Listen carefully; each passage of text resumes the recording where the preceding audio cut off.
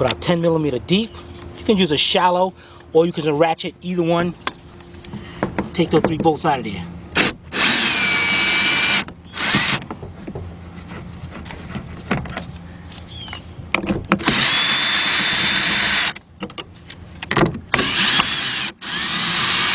Now when you do this, see I got that last one out like that? You want to make sure, because once you take that motor out, there's going to be no resistance on this window motor. The window motor, not me, the window motor.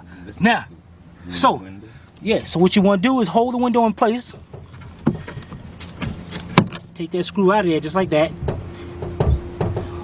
And matter of fact, you know what, don't do that. I'll be right back. Let me get a piece of cardboard. I'll be right back. All right, got me a nice thick piece of cardboard. I want to make sure this thing is nice and tight. Not too tight where you're going to shatter the glass, but then you're replacing the glass. And that's just